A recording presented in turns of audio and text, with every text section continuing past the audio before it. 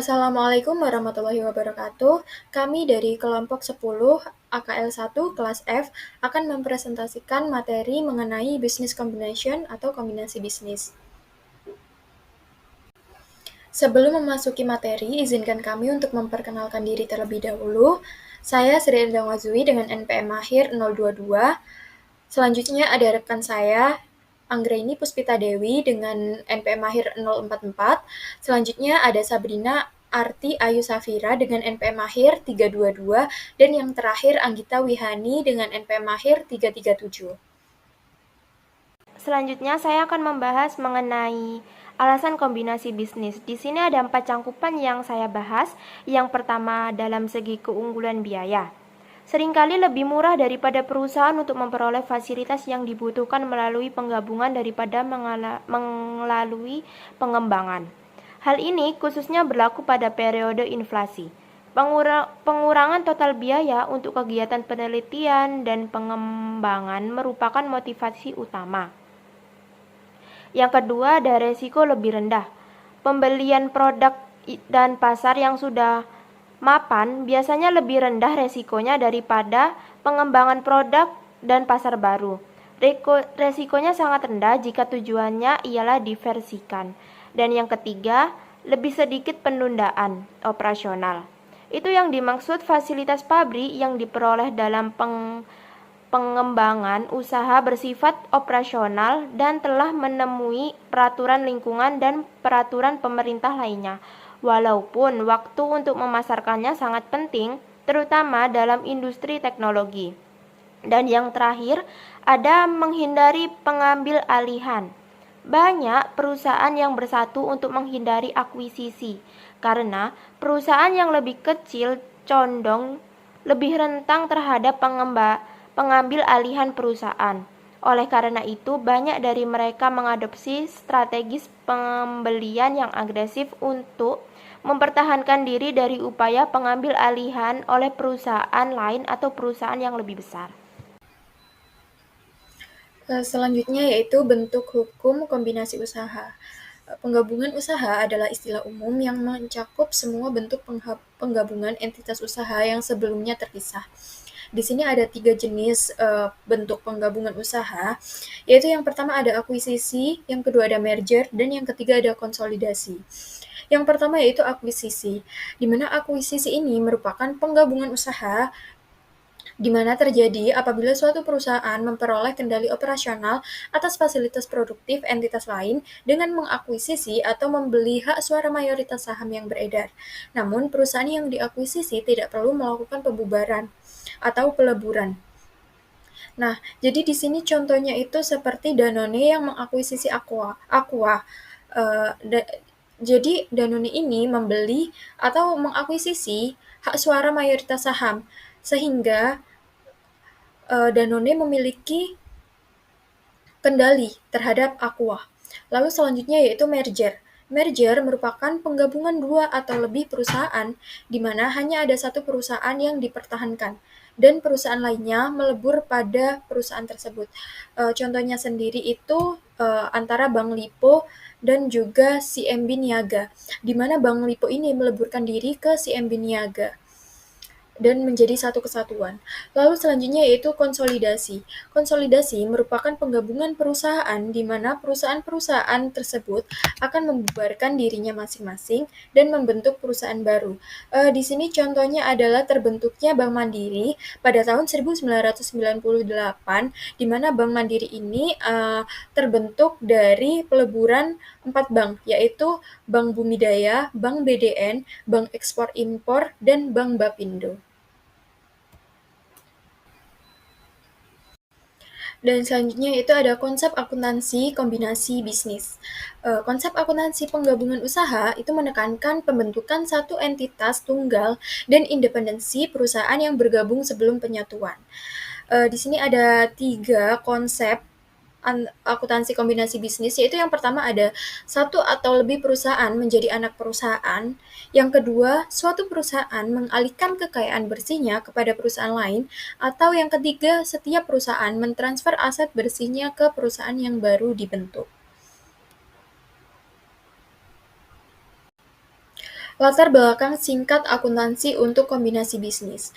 Pada awalnya, kombinasi bisnis ini dinilai sangat kontroversial. Mengapa demikian? Hal itu dikarenakan penggabungan usaha melibatkan transaksi keuangan dalam jumlah yang sangat besar, kerajaan bisnis, dan lain sebagainya.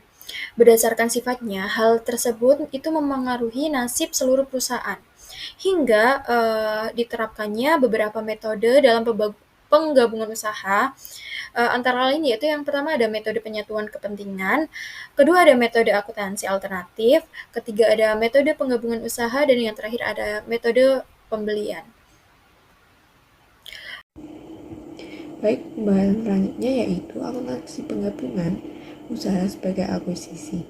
Nah, metode akuisisi itu mengikuti GAP yang sama untuk mencatat kombinasi bisnis seperti metode yang telah diikuti dalam mencatat pembelian aset lain dan timbulnya liabilitas.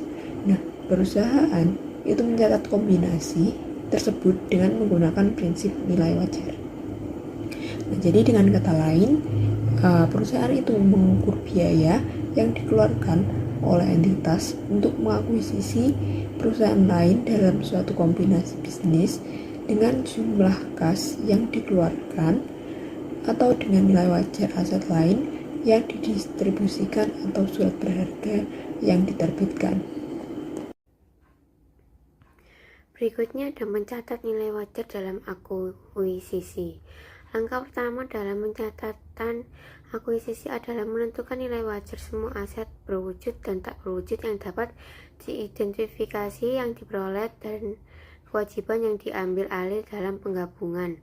Perusahaan pada umumnya menggunakan jasa penilai independen dan ahli penilaian untuk menentukan nilai wajar. Ada tiga tingkat keandalan untuk estimasi nilai wajar. Tingkat 1 adalah nilai wajar berdasarkan harga pasar yang ditetapkan. Tingkat 2 menggunakan nilai sekarang dari arus kas masa depan yang diestimasikan, yang didiskontokan berdasarkan ukuran yang dapat diamati seperti suku bunga acuan. Tingkat 3 mencakup estimasi yang diperoleh secara internal lainnya. Ada beberapa pengecualian terhadap penggunaan nilai wajar untuk mencatat aset, yaitu yang pertama, aset dan kewajiban pajak tangguhan yang timbul dalam suatu kombinasi. Yang kedua, pensiun dan tunjangan karyawan. Yang ketiga, yaitu sewa harus dicatat sesuai pedoman. Berikutnya pengakuan dan pengukuran aset tak berwujud lainnya GAAP atau ASC 805-20 adalah karakteristik pengakuan aset tak berwujud dalam penggabungan bisnis yang menggunakan metode akuisisi. Perusahaan juga mengharuskan mencatat aset tidak berwujud secara terpisah dari goodwill yang memenuhi salah satu dari klasifikasi yang ditetapkan. Pemisahan berupa aset tak berwujud yang dapat dijual, dilisensikan atau ditukar dengan sesuatu yang bernilai. Pertimbangan kontingensi dalam akuisisi penggabungan usaha dapat menyediakan pembayaran tambahan kepada pemegang saham lama. Perusahaan yang diakuisisi bergantung pada peristiwa atau transaksi di masa depan. Pertimbangan kontingensi dapat mencakup distribusi kas atau aset lainnya, penerbitan surat utang atau ekuitas. Imbalan bersyarat dapat diklasifikasikan sebagai ekuitas atau sebagai kewajiban. Perlakuan akuntansi atas perubahan selanjutnya dalam nilai wajar dari imbalan bersyarat bergantung pada apakah imbalan bersyarat tersebut diklasifikasikan sebagai ekuitas atau sebagai kewajiban.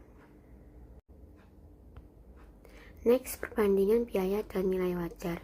Setelah menentukan nilai wajar untuk semua aset teridentifikasi dan telah menemukan hasil yang diperoleh dari kewajiban, biaya investasi akan dibandingkan dengan total nilai wajar aset yang diketahui lalu dikurangi dengan kewajiban. Apabila biaya investasi lebih tinggi daripada nilai wajar bersih, akan dialokasikan ke aset bersih berdasarkan nilai wajar dan sisa kelebihan akan dicatat ke goodwill. Berikutnya yaitu para kontroversi goodwill.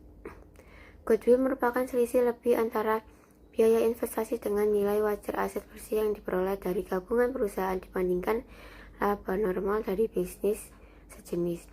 Jumlah yang kapitalisasi sebagai goodwill adalah sisa harga pembelian setelah perhitungan aset dan kewajiban baik berwujud dan tidak berwujud teridentifikasi dan nilai dari nilai wajarnya. GAAP saat ini untuk goodwill dan aset tak berwujud lainnya. Berdasarkan aturan GAAP atau ASC 350-20, GAAP mewajibkan perusahaan untuk melakukan penilaian berkala terhadap goodwill guna mengidentifikasi potensi penurunan nilai. Penurunan nilai terjadi apabila nilai tercatat goodwill melebihi nilai wajarnya, yang proses penilaiannya serupa dengan perhitungan pada saat akuisisi. Apabila teridentifikasi penurunan nilai, perusahaan harus menyesuaikan nilai goodwill ke estimasi terbaru dan mencatat kerugian penurunan nilai sebagai pengurangan laba bersih pada periode yang bersangkutan. Perusahaan tidak lagi mengamortisasi aset tak berwujud lainnya karena memiliki masa manfaat yang tidak terbatas. GAAP mengatur aset tak berwujud dimasukkan ke dalam pelaporan tersendiri. Entitas tersebut selain diperoleh dalam penggabungan usaha atau berdasarkan nilai wajar saat tanggal akuisisi. Selanjutnya ada mengenali dan mengukur kerugian penurunan nilai. Pengujian penurunan goodwill dilakukan dengan dua langkah. Langkah pertama, perusahaan membandingkan nilai buku dengan nilai wajar pada laporan perusahaan yang mencangkup goodwill. Apabila nilai wajar lebih rendah dari nilai buku, maka perusahaan melanjutkan langkah kedua. Langkah kedua, perusahaan membandingkan nilai buku goodwill dengan nilai wajar yang terkandung. Jika nilai wajar goodwill lebih tinggi dibandingkan nilai wajar, maka perusahaan wajib mengakui kerugian sebesar nilai selisih tersebut. Setiap tahun perusahaan melakukan uji penurunan nilai goodwill apabila yang pertama, perubahan signifikan yang merugikan pada faktor hukum atau iklim usaha. Yang kedua, tindakan atau penilaian yang merugikan oleh regulator. Yang ketiga, persaingan yang tidak terduga.